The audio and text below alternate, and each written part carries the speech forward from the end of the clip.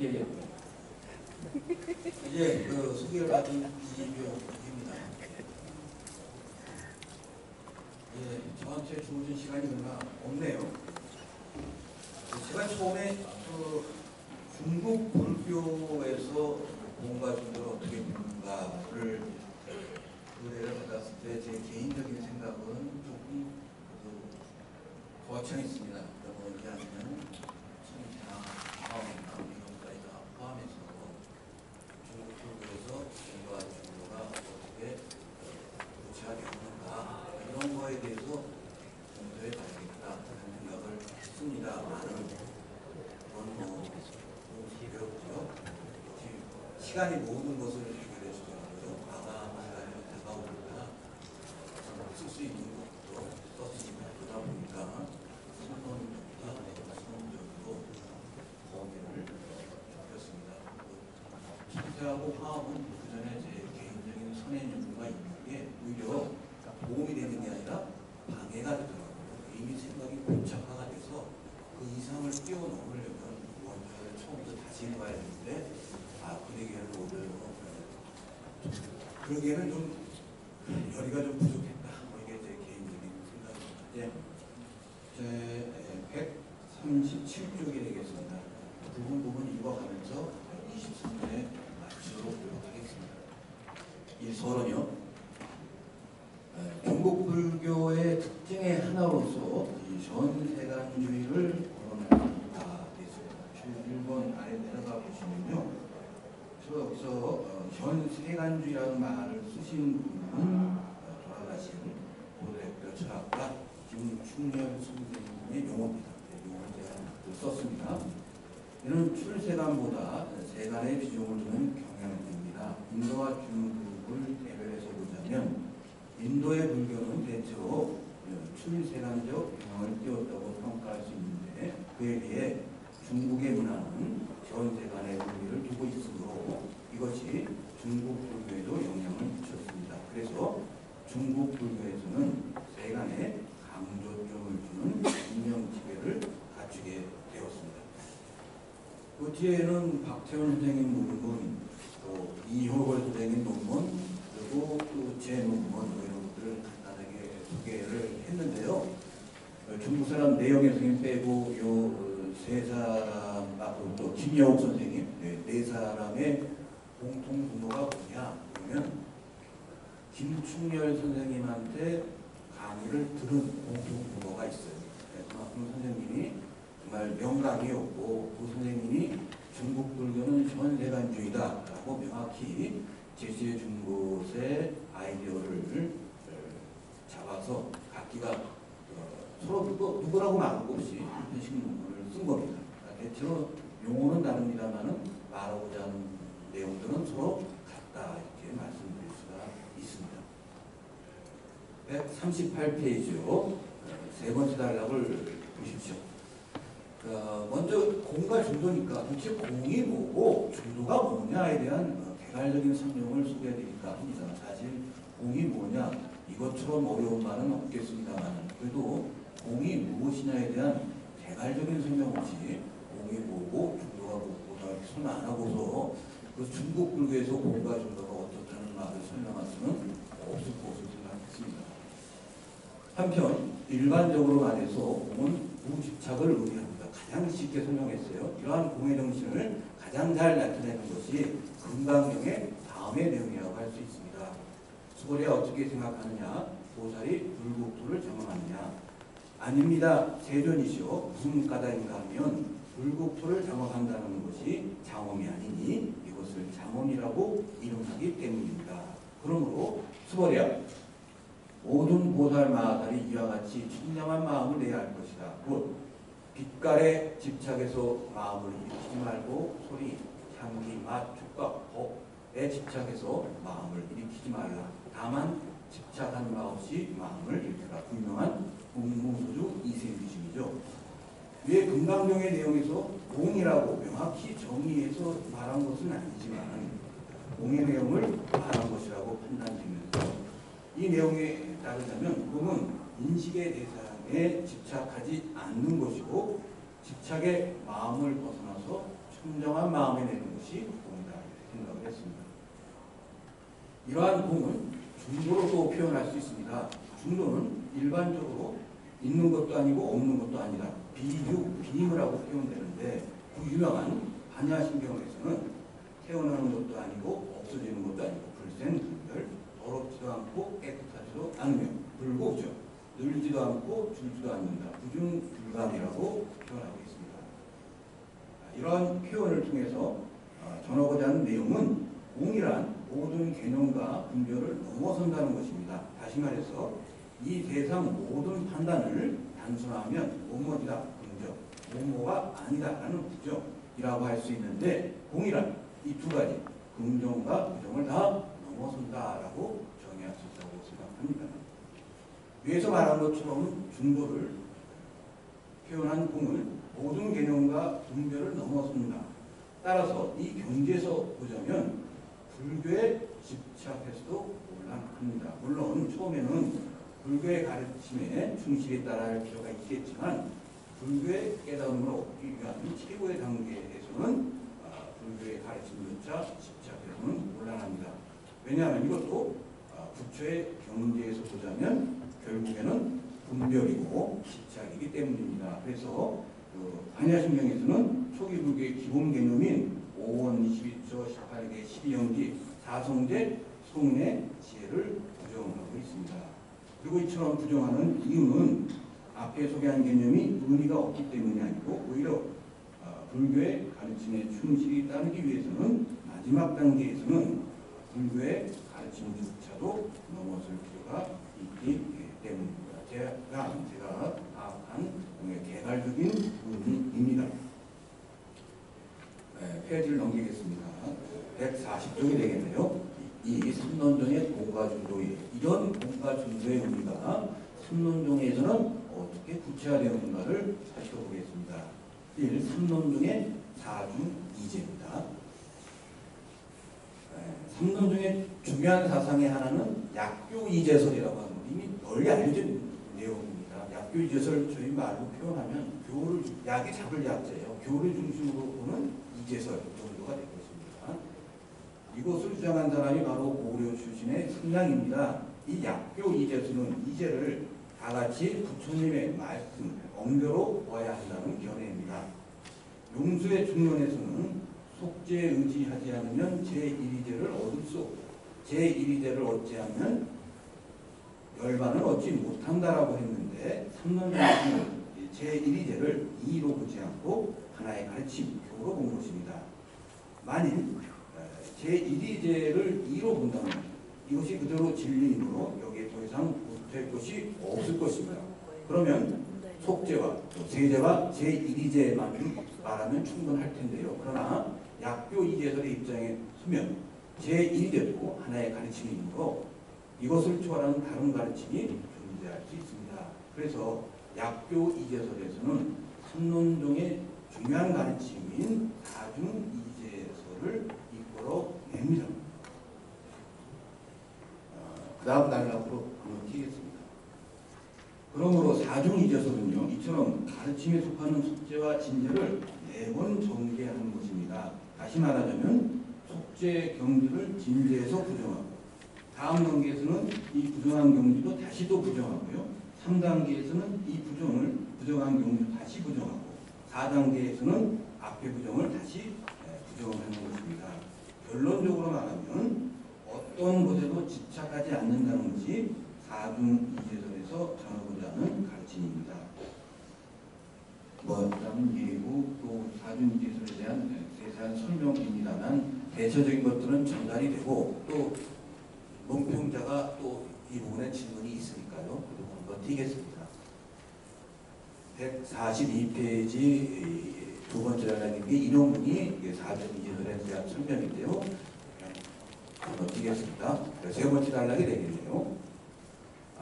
그런데 삼론종의 사중이제설은 서양 철학의 변증법과 비슷한 점이 있습니다. 해결의 변증법이 어떤 주장인지 그 주장에 대한 반대인 반, 그리고 두 견해의 조합인 합을 말하고 다시 이 합에 대해서 다시 반을 말하고 이 반에 대해 다시 합이 성립됩니다.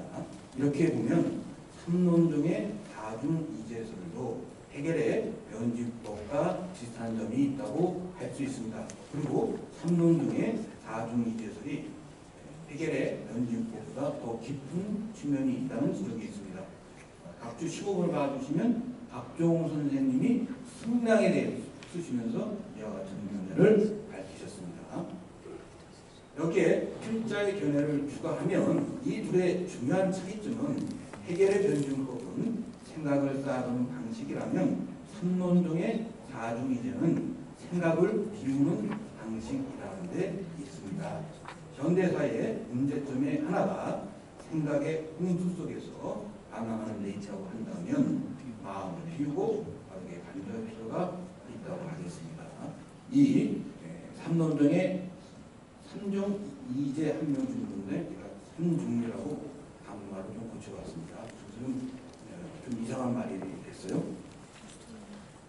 우선 이제 한명 중도에 대해 간단히 살펴보겠습니다. 중도는 두 극단, 유와 무를 부정해서 실제 세계를 드러내는 것입니다. 그리고 여기서 세제는 전상 세계에 있음을 설명하는 용어이고 진제는 세제를 넘어서서 진실의 세계를 가르치는 용어입니다.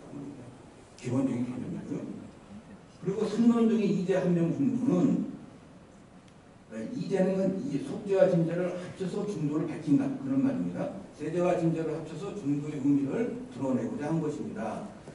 세제만을 밝히고 진제를 밝히지 않으면 무로 치우치고 진제만을 밝히고 세제를 밝히지 않으면 공부에 치우칩니다. 그래서 세제와 진제를 합쳐서 공과 유에 치우치지 않는 중도의 의미를 드러내고자 한 것이 이제 한명 중도입니다. 이는 인도 불교에는 없었을 것 같고요. 삼론중의 상황도 판단됩니다.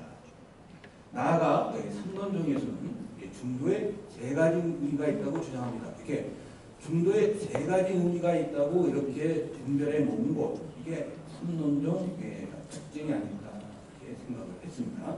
비유, 비무를 예를 들어 설명해 보겠습니다. 첫째, 비유, 비무는 잘못된 집착을 깨뜨리는 역할을 합니다. 이 일반적인 비유죠.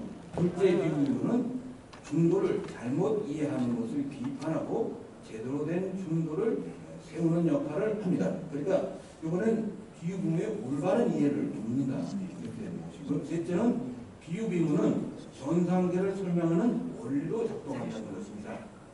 그래서 이제 대승현이라는 작품에서는 세제 중도와 진제 중도를 말하면서 이제 한명 중도를 말하고 있는데요. 세세한 내용은 다 건너뛰겠습니다. 제가 말하고자 하는 게 글자입니다. 그래서 144페이지 인용문을 봐주시면요. 그 인용문이 왜 삼중 중도가 가능하냐라고 할 때 그 인용문의 내용에 근거해서 제가 설명을 한 것입니다. 인용은 일일이 다 소개하지는 않겠습니다. 그리고 145쪽을 보시면 제1방언, 제2방언, 그 다음에 이제 제3방언으로 되어 있는데 제가 번역은 첫 번째 중도에 접근하는 길, 두 번째 중도에 접근하는 길 이런 식으로 조금 의역을 했는데요. 그게 지금 아까 소개해드린 내용들입니다. 좀 더 복잡하게 설명되어 있고 굉장히 어려운데 시간이 없다는 걸 핑계 삼아 그냥 건너뛰겠습니다.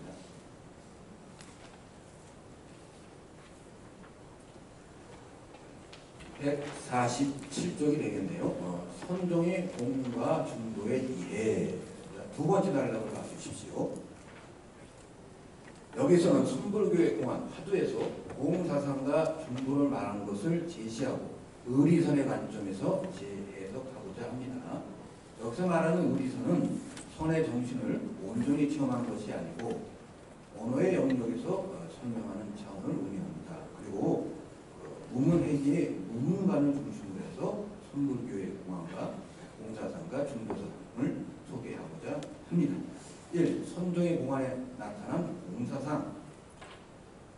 선의 공안에 공사상을 잘 평화한 것이 있습니다. 무문관 제14칙 남전화상이 고양이를 매다에는 불교의 공사상이 잘 나타나 있습니다. 읽어보겠습니다. 어느 날 동강과 서강의 승려들이 어린 고양이를 두고 싸움을 벌이자 남전 화성이 어린 고양이를 두고 말하기를 대중들이요 제대로 말한다면 어린 고양이를 구할 수 있겠지만 제대로 말하지 못한다면 어린 고양이를 맬 것이다. 대중이 대답을 하지 않자 남전 화성은 마침내 어린 고양이를 베었습니다. 밤늦게 조주가 바깥에서 돌아왔는데 남전 화성이 조주에게 낮에 일어난 일을 알려주었습니다. 이에 조주는 신발을 벗어 머리 위에 두고 나갔습니다.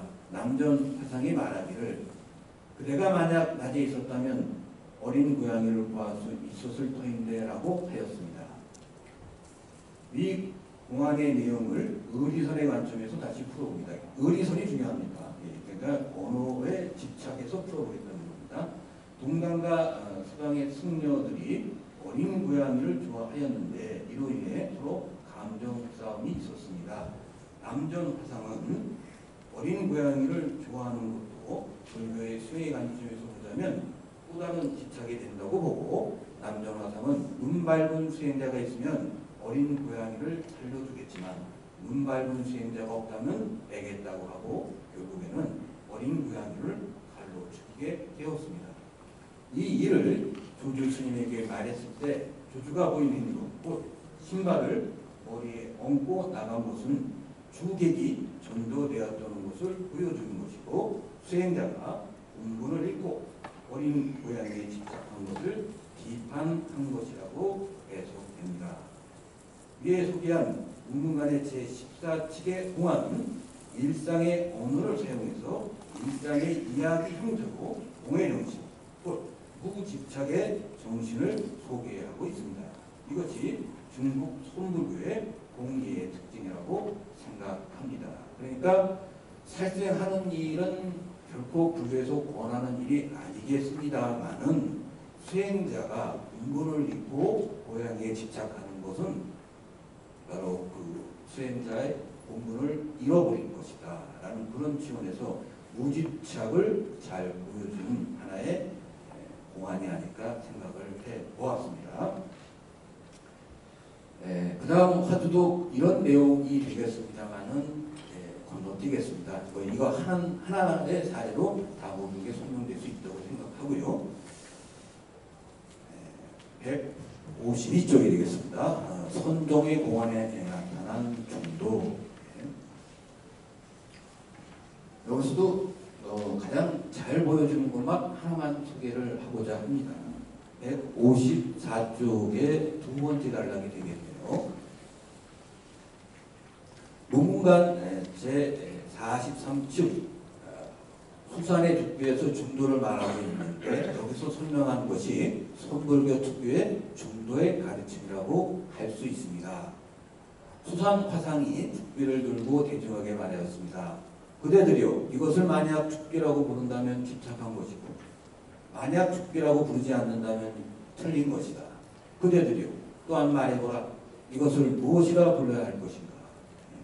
위 공안의 내용을 풀이해 보겠습니다. 중도의 대표적인 형식은 비유비무입니다. 이는 번뇌에 얽힌 인식이 진행되는 길을 있음과 없음, 곧 긍정의 길과 부정의 길 이 두 가지로 한정하고 이 모두를 다 부정하는 것이라고 해석됩니다. 그러면 번뇌에 얽힌 인식이 다 사라지기 전에는 중도의 참다운 의미를 알 수 없고 번뇌가 다 사라지면 결국 새로운 통찰을 얻을 수 있습니다. 그런데 수사는 위에 공안에서 죽비를 가지고 중도를 말하고 있습니다. 여기 죽비가 있는데 그것을 죽비라고 부르면 이것은 보통 사람의 상식적 태도이지만 이것은 죽비에 집착하는 것입니다. 그렇다고 해서 죽비인 것을 죽비라고 부르지 않는다면 이것도 또한 틀린 것입니다. 사실 죽비에 대해서 보통 사람이 취할 수 있는 대표적인 것은 아마도 죽비라고 부르거나 아니면 죽비가 아니라고 하거나 이 두 가지일 것입니다. 그런데 수사는 이 두 가지를 모두 잘못된 것이라고 부릅니다. 이는 번뇌에 얽혀 있는 잘못된 인식에서 벗어나라는 수산의 메시지이기도 합니다. 또 아니면 비유비무의 중도의 응용된 형태라고 할 수 있을 것입니다. 그 다음 페이지 봅시다. 문간의 제5칙 창홈의 나무에 오른 사람 이야기에서도 중도를 말하고 있는데 이것도 성불교 특유의 중도의 가르침이라고 할 수 있습니다. 창홈 화상이 말하였다. 예컨대 어떤 사람이 높은 곳에 있는 나무에 올라갔는데 그 사람은 입으로는 나뭇가지를 물고 있고 손으로는 가지를 잡고 있지 않고 다리로는 나무를 밟고 있지 않다. 그런데 나무 아래에서 어떤 사람이 달마 대사가 서쪽에서 온 뜻을 묻는다고 하자 이 질문에 대답하지 않으면 다른 사람의 질문에 제대로 대응하지 못한 것이 될 것이고 만약 이 질문에 대답한다면 땅에 떨어져서 목숨을 잃게 될 것이다. 바로 이럴 때 어떻게 대답해야 할 것인가. 위 공안의 내용도 선택지를 두 가지로 한정해서 중도의 가르침을 전달하고자 한 것입니다. 높은 나무에서 입으로만 나뭇가지를 물고 있는데 이 사람에게 달마대사가 서쪽에서 온 뜻을 물으면 만약 입을 열어서 설명하면 그때는 높은 데에서 떨어져서 목숨을 잃게 될 것이고 그렇다고 해서 입을 다물고 있으면 목숨을 부지는 하겠지만 사람의 질문에 대한 예의가 아닐 것입니다. 자, 어떻게 해야 할 것인가요? 앞에서 말한 비유비문구의 중도가 두 가지 선택지를 제시하고 이 모두를 분용하는 것이라고 하였는데 사실 선택지가 두 개밖에 없다는 느낌이 비유비문구에서는 잘 다가오지 않습니다. 그에 비해 위 공안에서는 선택지가 두 개라는 것이 절실하게 와닿습니다. 그래서 이 공안도 중도의 사상을 더 구체적으로 표현하는 것이라고 생각합니다. 인도 불교에서 중도가 제시되었고 그것을 더 구체화한 것이 선불교의 중도 가르침이라고 생각합니다. 이게 중국 선불교의 중도의 특징이다라고 말씀드리고자 한 거죠. 예, 선종의 사구백비가 되겠습니다. 예, 부문간 제25칙 세 번째 앉은 사람이 설법하다에서 사구백비가 나옵니다. 앙산 화상이 꿈에 미륵불의 초소에 가서 세 번째 자리에 앉았습니다. 한 명의 hun자가 종을 치며 말하기를 오늘은 세 번째 자리에 있는 분이 설법을 하겠습니다라고 하였습니다. 이에 앙산 화상이 종을 치며 말하였습니다. 대승의 가르치면 사구를 벗어나고 백비를 벗어난 것이니 살펴듣고 살펴두십시오. 위 공안에서 사구와 백비를 벗어난다고 말한 것은 공사상을 설명한 것이라고 할 수 있습니다. 사구는 비역, 유무, 역유, 역무, 비유비문인데 중로에서 나오는 것이고요. 157페이지 첫째 줄이요.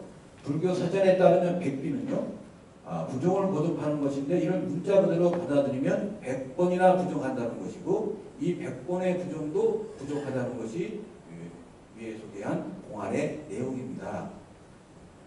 위에 3논 중에 사주기제가 4번 부정을 전개한 것이었는데 백비는 이 부정을 100번이나 진행한다는 것이고 그런데도 이것조차도 넘어서야 한다는 것입니다.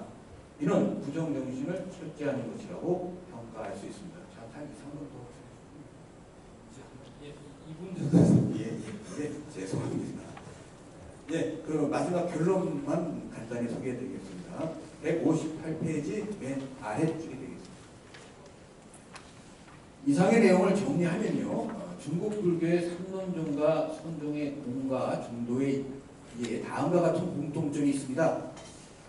삼론종에서 사주기 되고 4차례 부정을 통해서 공의 정신을 표명하고 선종에서는 백비를 통해 끊임없는 부정의 정신을 보여줍니다.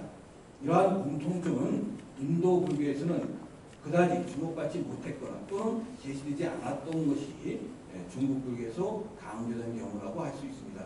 제가 주목받지 못한 것이라는 말을 쓴 거는 인도 불교를 다 모르지 않습니까? 어떤 경우는 제시 안 됐을 가능성도 있는데 백비 같은 경우는 그런데 자신이 없어서 또는이라는 말을 썼습니다.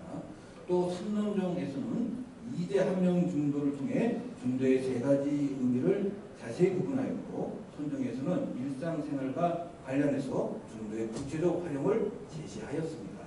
이는 다른 말로 표현하면 중도의 세군, 선론적인 경우가 되겠고요. 중도의 부착, 선종이라고 할 수 있을 것입니다.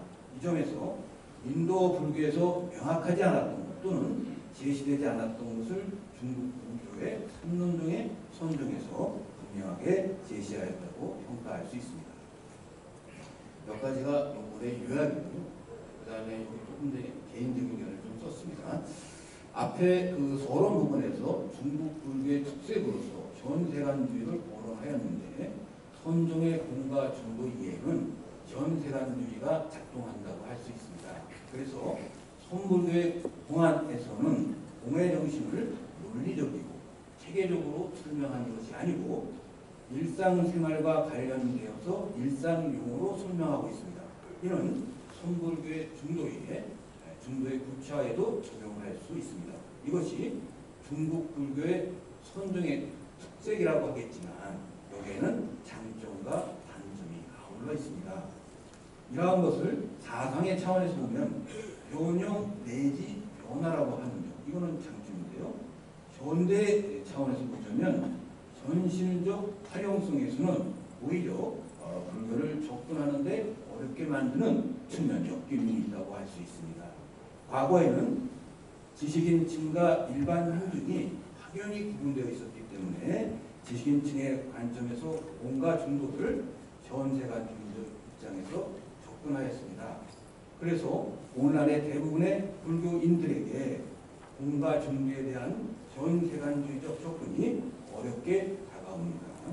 현대에서는 중간 지민계층이 주류가 되어가는 추세이므로 이들의 관점에서 현세관주의를 추구한다면 또 다른 불교 이론이 나올 수 있을 것이고 그 하나의 예로서 대만의 인간 불교를 거론할 수 있다고 생각합니다. 네, 이것으로 발표를 마치겠습니다. 감사합니다. 네, 죄송합니다. 시간이 많이 없어졌어요. 따로 요약은 하지 않겠습니다.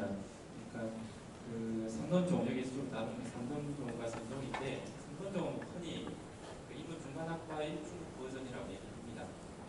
근데 그것의 어떤 실제 활용이라고 할까요? 중국 활용을 보여주는 이제 선종에서 그것을 보여줬다고 하고 선종이 가지고 있는 중간 공상형 중도를 일종의 일상성으로 고집을 내렸다고 할까요? 올렸다고 할까요?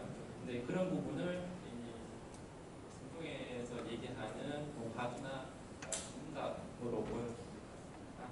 그 다음 바로 김치호 선생님의 평을 듣도록 하겠습니다. 한 7분 정도 앞부분에 알겠습니다. 필요 없습니다. 알겠습니다.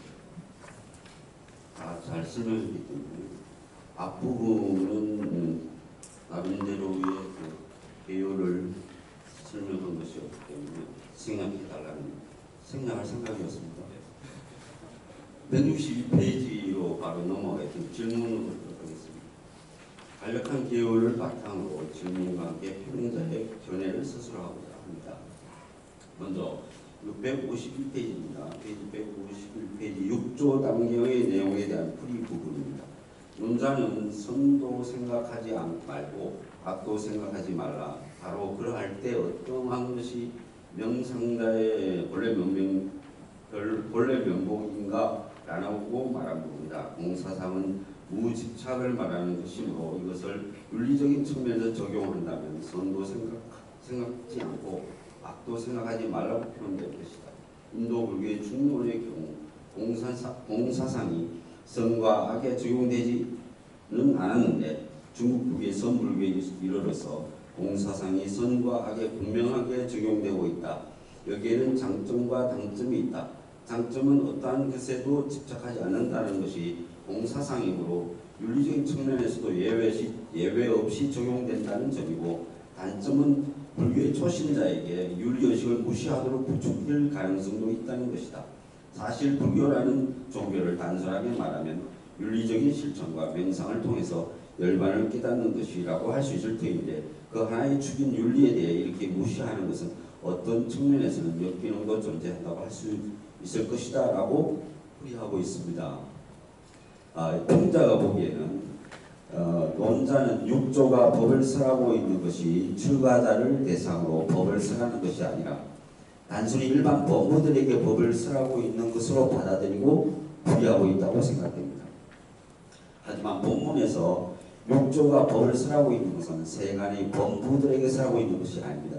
적어도 해탈과 열반을 구하고자 하는 출세간의 출가자들의 늘 가능히 대하인 것입니다.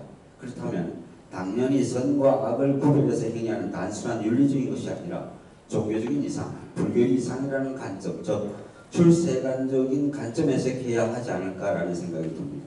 부처는 세간인들에게는 천상에 나는 선법을 가르쳤지만 출세간인들, 즉 출가자들에게는 육도 윤회를 벗어나는 선법과 불수법을 넘어선 무루법을 설하고 있습니다. 그러므로 선법을 생각하고 행위한다면 선업을 지어 최상의 경우에는 천상에 나게 되며 불수법, 즉 악법을 생각하고 행위한다면 악업을 짓게 되어 최악의 경우 지옥에 나게 되지만 선법과 불선법을 넘어서 무루법을 행하게 된다면 성인의 경지로 들어가게 되는 것입니다. 다시 말하면 선도 생각하지 않고 악도 생각하지 않는 그들의 법을 넘어선 무루법으로 나아간다면 그 어떤 것이 명상자의 본래 면목인가라고 묻고 있다고 생각됩니다. 저는 이렇게 풀이해봤습니다. 두 번째, 페이지 153페이지 모mon관 제19칙에 대한 풀이 부분입니다. 논자는 남전선사가 말이다. 도는 아는 것에도 속하지 않고 알지 못하는 것에도 속하지 않는다. 안다는 것은 허망한 지각 활동이고 알지 못한다는 것은 무기이다. 만약 그 어떤 대상에도 향하지 않는 도를 참으로 통달한다면 큰 허공처럼 되어서 확연히 분명해질 것이니 어찌 억지로 옳고 그름을 구분하겠는가. 조조가 이 말에 크게 깨달았다라는 본문에 대해서 다시 말하면 본문은 알면 번뇌를 동반하는 것이면서 분별의 알에 속하는 것이고 본부의 무기는 선도 아래도 속하지 않은 허리몽텅한 정신 상태인 것이다. 그래서 이 두 가지에서 벗어날 때에 도를 깨달을 수 있다는 것이다 라고 부리하고 있습니다. 이에 대해 평자의 생각은 알려고 해서 안다면 분별을 통해 알게 되는 허망한 지각 활동이고 그렇다고 알지 못한다면 단지 허리몽텅한 것으로 무기라고 할 수 있겠습니다. 여기에서 무기는 선악 무기의 분류상의 내용이라기보다는 단지 허리몽텅한 상태를 지적한 것으로 보입니다. 그리고 논자는 범부의 무기를 주어로 해서 설명하고 있으나 원문에서는 범부의 암이나 범부의 무기를 의미하는 것이 아니라 굳이 그 자체에 대한 설명이 아닌가라는 생각이 들었습니다.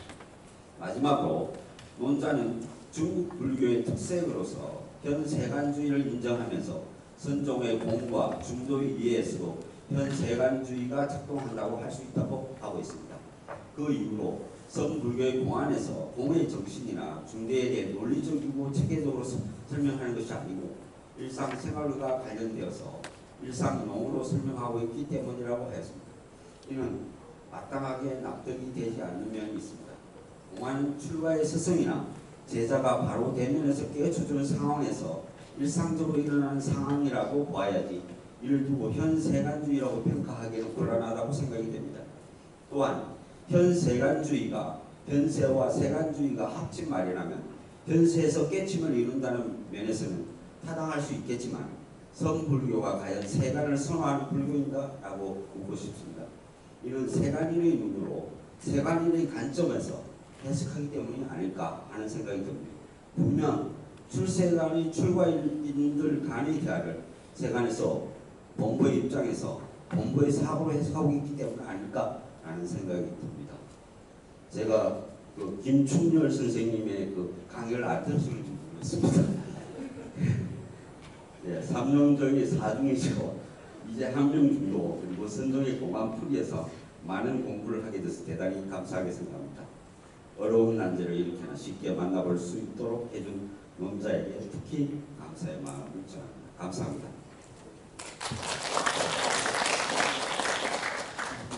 감사합니다. 이어서 박 선생님의 논평을 듣도록 하겠습니다. 1분 정도 쓰시면 될 것 같습니다. 동태 불량수련의 박인석입니다. 준비한 논평을 같이 읽도록 하겠습니다. 165페이지 1번 삼론종 관련 공과 중도 개념 관련하여 필자하는 이용 선생님께서는 삼론종에서 사중이제와 이제 한명 중도를 구성하고 있습니다. 우선 공 개념의 이해와 관련하여 필자는 대승론을 통해 삼론종의 공 이해가 끊임없는 부정의적 표현을 통해 결국 집차 없는 경지로 그렇게 하는 것이라고 보았으며 생각을 쌓아가는 것이 아니라 마을 비율의 초점을 둔 방식이므로 현대사의 번다한 생각의 홍수에서 벗어날 수 있는 비유라고 보았습니다. 다만 사중이제와 관련하여 이병옥 선생님과 대승론 자체의 설명에 약간의 간극이 있는 것으로 보이므로 이 점을 언급하고자 합니다. 필자에 따르면 삼론종의 약교 이제설은 중론의 이제설을 교회 차원에서 설명한다는 점의 특징이 있습니다. 사중이제는 제1단계 유아공에 대해 제2단계에서 비유 비공을 설하고 제3단계에서는 제2단계에 집착하지 말 것을 설함으로 비유, 비비유, 비비공을 전제로 설하며 제4단계에서는 제3단계를 비판함으로 비비비유, 비비비공을 전제로 설했다는 것입니다. 다만 이렇게 설명한다면 제4단계에서만 거칠 것이 아니라 무한한 비판이 가능할 것으로 보이는데 이 점에 대해서 선생님의 설명이 필요할 것 같습니다. 한편 대승일론의 각 인용문 각 94에서는 위에 나온 필자의 설명과 조금 달리 제3단계에서는 제2단계의 공과 유를 두 가지라고 보고 비공 비유를 불이라고 보는 관점을 속죄로 삼기 때문에 비비불이를 전제로 삼다고 하였고 제4단계에서는 제3단계의 이불이 비비불이를 속죄로 삼기 때문에 의지하거나 얻을 것이 없는 경계를 전제로 삼는다고 설하였습니다. 그리고 각각의 단계마다 기량하고 있는 학파를 나열하고 있습니다. 그러므로 대승일론의 사중이제설은 불교학의 발전에 있어 비담, 성실론, 대승규식 등의 이제설을 입체적으로 비판하면서 더 이상 의지할 것이 없는 불가한설의 경계를 드러내고자 하는 매우 구체적인 학설이며 그 단계를 제4중에서 멈춤으로써 삼론종의 진리관을 구체적으로 현시한 것으로 보입니다. 그러므로 이런 설명들이 좀 더 보완되어야 필자가 근론에 주장하는 중국 불교의 세분화된 공이해, 중도 이해가 좀 더 들어갈 것 같습니다. 그래서 제가 이제 그 인용문을 근거로 밑에 그 표를 그려보았습니다. 167페이지 선정 관련해서도 좀 더 설명이 필요한 부분 다음과 같습니다. 첫 번째, 선정의 공과 중도 이해라는 장의 앞부분에 나오는 능가경의 열애정 사상이 교학적으로 발전하여 궁극에 이르는 것이 화엄 사상이다 이렇게 이제 선악의 평가를 인용하셨는데 이런 평가들이 지금 굉장히 포괄적이어서 좀 더 자세한 설명이 필요할 것 같습니다. 두 번째, 필자는 선정의 공과 중도를 설명하기 위해 공안을 토대로 삼았습니다. 그리고 이런 그것을 의리선의 관점에서 해석하고자 합니다. 선에 대해서 이러쿵저러쿵 말로 설명하는 것을 금기하는 전통에 대해 조금 비껴가려는 의미로 생각됩니다. 선점에 대한 필자의 서술은 13세기 나온 우문관의 내용들을 병렬적으로 나열하면서 야한 극단을 지향하는 중도 개념을 일상에서 펼치는 선사들의 일화를 소개한 뒤 서론에서 말한 현세관주의적 중국 불교의 특징이 가장 잘 체화된 것이 선정이며 공과 중도 개념 역시 일상화되어 드러나고 있음을 강조하려고 생각됩니다. 다만 이 점에서 제가 아쉽게 생각하는 점을 한 가지 거론하고자 합니다. 필자는 서론에서 중국 불교의 현세주의적 특징에 대해 여러 학자들의 의견을 언급했는데 그 가운데 선정의 공안의 기능에 대해 보다 진전된 연구 성과가 이 논문에서 소개되었으면 아쉬움이 보여 보십니다. 두 분 선생님 연구에 따르면 공안은 그것을 참고하는 이로 하여금 이러지도 못하고 저러지도 못하게 하는, 다시 말해 사랑 분별이 적절하지 못한 언산 철벽의 격한 경계로 몰아넣는 관문의 기능을 갖고 있습니다. 가령 필자가 대신한 수산의 죽비를 보면 수산은 죽비를 소재로 삼아 죽비라고 부르는 경우도 부정하고 죽비라고 부르지 않는 경우도 동시에 부정하고 있습니다. 그렇다면 긍정도 부정도 통하지 않는 막힌 길에서 수행을 어떻게 빠져나갈 수 있는가? 수선은 죽비를 소재로 수행자들을 막다른 길에 몰아넣고 있는 것입니다. 저로서는 선사들의 이런 모습 속에서 양변을 치달린 설문에 침묵했던 부다의 무기하고 보이기도 합니다. 어쨌든 선사들이 양극단으로 가는 답을 차단하고 세운 공안이라는 관문은 부다의 중도의 정신이 후대에 이르러 가장 치열한 가나선, 공안선이라는 수행법의 하나를 공모된 것이라고 해도 무방하지 않을까 생각해 봤습니다. 마지막으로 결론 관련해서 이병옥 선생님께서는 중국 불교의 현세관주의에서 작동하는 공과 중도의 정신이 지금 장단점을 거론하였습니다. 다만 여기서 제가 필자가 말한 현실적 활용성에서는 오히려 불교를 접근하는 데 어렵게 맞은 측면이 있다고 기술하셨는데 이것이 정확하게 어떤 내용을 가리키는지 좀 이해하기가 쉽지 않습니다. 그래서 좀 더 자세한 설명이 필요할 것 같습니다. 이상으로 제 논평을 마치겠습니다. 감사합니다. 논평문이 정렬하게 짧게 했습니다. 자, 답변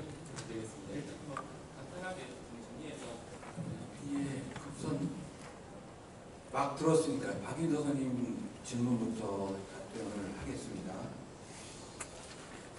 답변이라고 할 게 없고요. 예, 맞습니다가 이게 답변일 텐데 지금 이제 3년종 관련해서 원문을 좀 꼼꼼히 읽으면 지금 제가 설명한 것하고 조금 내용이 다르지 않느냐 하는 내용이고요. 그래서 그걸 도구로 잘 표시해 주셨습니다. 예, 이렇게 설명하면 조금 더 원문에 치중이 되니까 선생님 설명을 좀 집어넣겠습니다. 왜냐하면 제가 설명한 방식은 사중이제는 불교학 개론에 잘 나오는 거거든요. 불교학 개론의 일반적인 설명 방식을 취한 것이고 노평자 선생님은 원문에 좀 더 충실하게 설명을 하신 거라 좀 이제 개론서 설명에다가 원문 설명을 충실히 집어넣겠습니다. 그 다음에 질문 중에 하나가 사중이제가 아니라 그러니까 그게 몇 페이지입니까? 166페이지 넷째 줄에 보시면 이게 사중이제 그 4단계에만 그칠 것이 아니라 무한한 비판이 가능하다라고 하고 있는데 사실 그렇게 사실 저는 보고 있는 거예요. 왜 그런 식의 해석을 했냐면 표를 봐주시면 사중의 진제에 보면 무소의득이라고 돼 있잖아요. 무소, 그러니까 의지할 바도 없고 얻을 바도 없는 경지니까 4번 부정으로 의지할 바도 없고 얻을 바도 없는 경지를 얻겠으나 그렇지 못하면 어떻게 해요? 5번, 6번도 가능한 게 이 속에 함축되어 있다라고 저는 본 겁니다. 그러니까 4번 부정에서 무소의득을 얻으면 되겠으나 보정 못하는 거잖아요. 그래서 그런 의미로 해석을 저는 했고요. 그 다음에 선정 관련해서 논문 감사합니다. 또 지금 소개해 주신 그 두 선생님, 김혜옥 선생님, 조영미 선생님 논문을 보완해서 조금 더 논문을 좀 구체시키겠고요. 선생님이 제시해 주신 대로 좀 더 큰 그림, 그러니까 손목의 중도가 초기 불교의 무기와 연결고리가 있다는 점에 잘 들었습니다. 그걸 이렇게 쓰려고 그러다가 너무 쓰려고 그러다기보다는 그렇게 쓰면 너무 큰 그림이 될 것 같아서 제가 거기까지 생각을 미처 못했고요. 그 다음에 결론 부분에 말씀하시는 걸 보시면 제가 현실적 활용 속에서는 오히려 불교를 접근하는데 어려운 측면도 있다. 그러니까 현세관주의가 어떻게 보면은 공사상을 일상의 언어로 일상 생활 속에서 구체화된 것이다. 그런 장점도 있지만 그것이 갖고 있는 단점도 있다라고 말을 하고 그게 뭔 단점인지를 제대로 명료하게 설명은 사실은 안 했어요. 그거에 대해서 지금 질문을 하시는 거고 그거를 제가 이제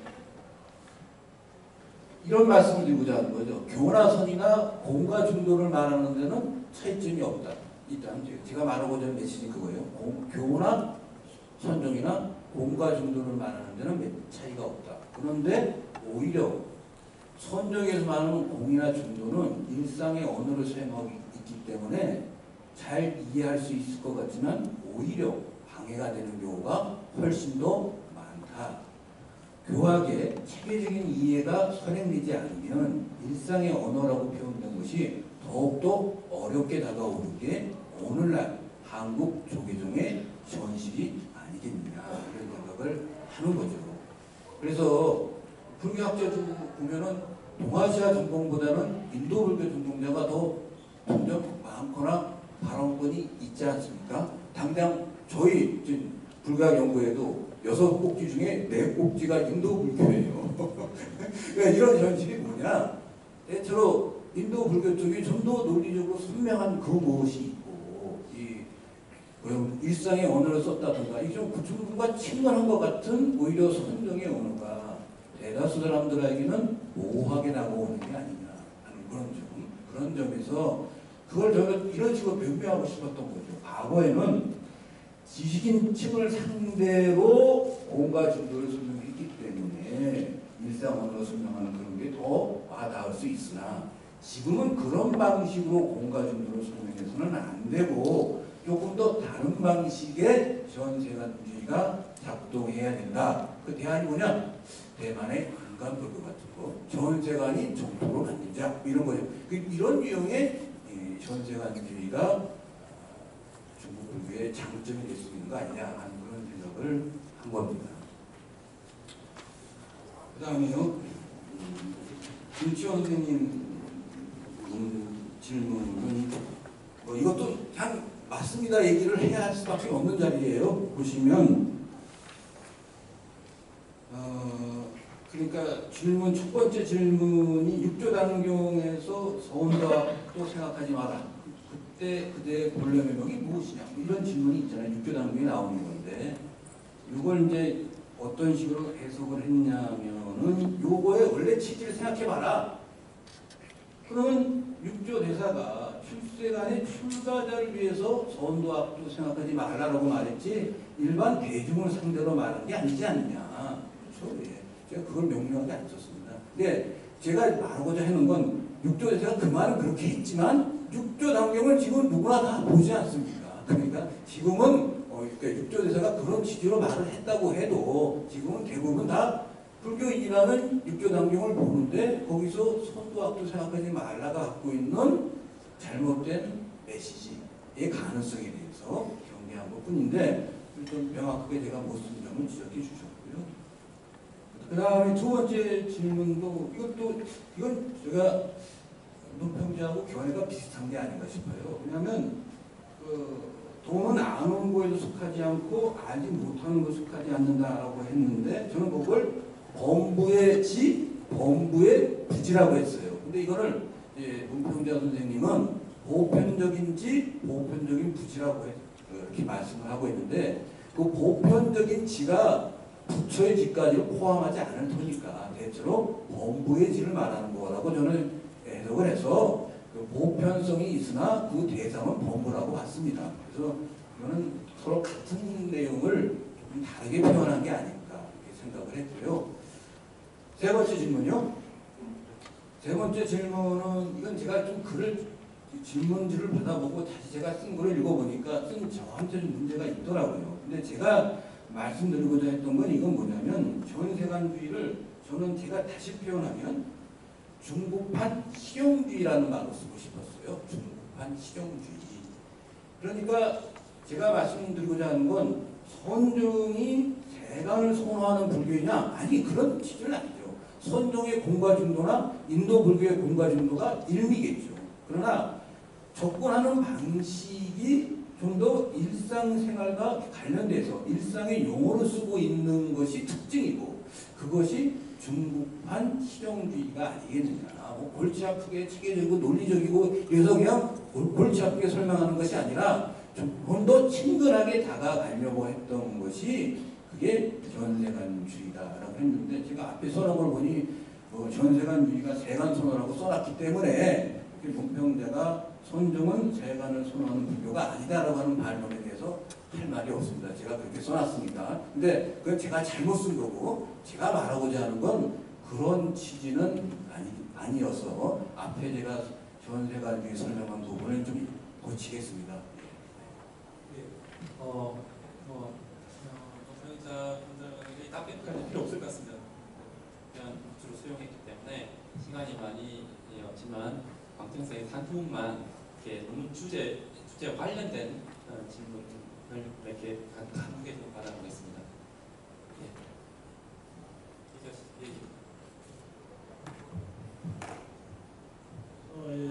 중국 불교의 삼론종과 성종을 중심으로 한 내용에 관해서 발표와 토론을 통해 배웠습니다.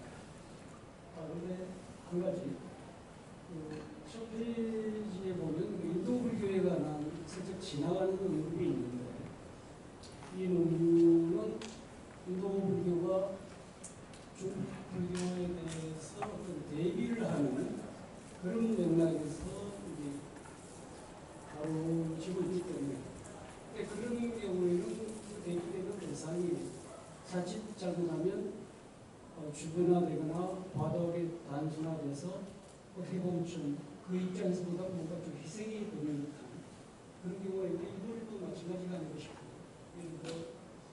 인도 불교는 세속 이탈의 측면이 강조되는데 이것이 중국 문화의 세속 선호와 만나면서 세속 자체에서 세속성을 초월한다는 가정이 있기 때문에 과연 이게 정당한 인도 불교에 대한 정당한 문화를 할 수 있느냐는 문제가 제기됩니다. 예, 잠깐만. 인도 불교를 사상사적으로 나눠보자면 설명을 하지 마시고 그 질문. 이 질문입니다. 그 삼자부 불교를 포함한 부파 불교는 이 경우에 정확하게 맞겠지만 대승 불교가 나중에 따르더라고요. 밀교에 이르러서는 그런 세속을 오히려 끌어안는 초월적 관점에서 끌어안는 방식으로 전개되기 때문에 세속 자체는 세속을 초월한다는 건 인도 불교의 따르더라. 그리고 밀교의 정수를 나타낸다고 볼 수 있지 않겠나. 그래서 이 논문은 중국 불교를 중심으로 연구를 하는 것이지만 그러면서도 인도 불교에 대해서도 보다 포괄적으로 보다 정당한 해석을 할 필요가 있지 않나 하는 생각이 드는 것도 있습니다.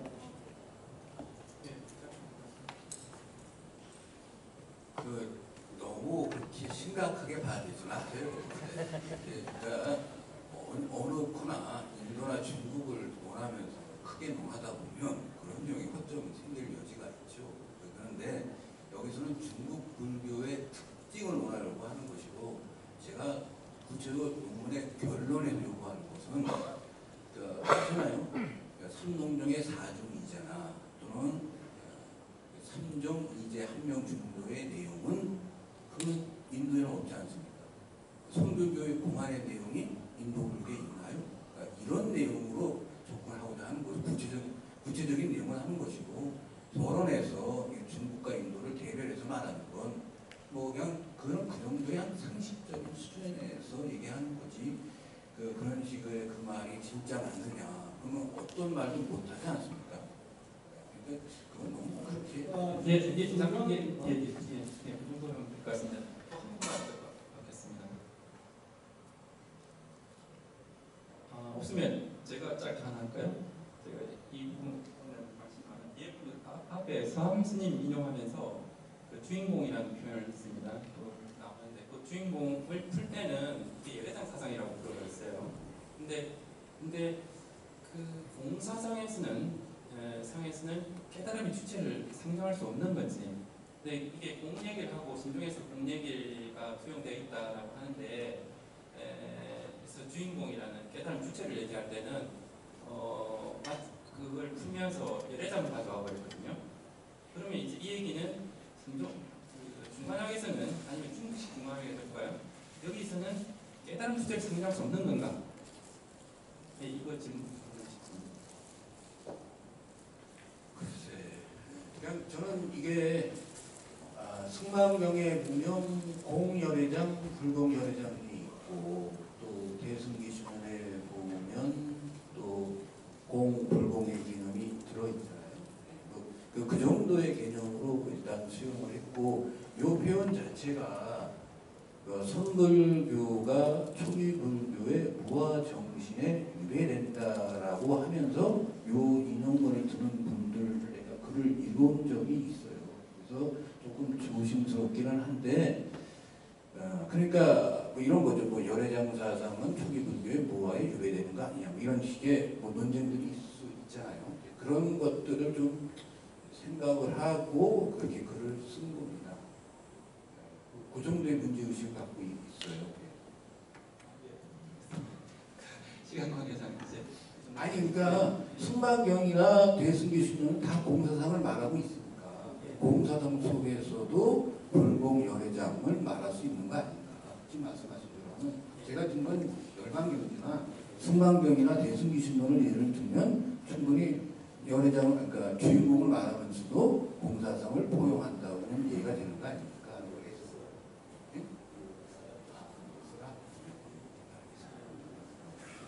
이건 뭐 논의가 많이 필요하고 이야기해야 될 것 같습니다. 뭐 5주 주제는 이 정도로 마치도록 하겠습니다. 예, 수고하셨습니다.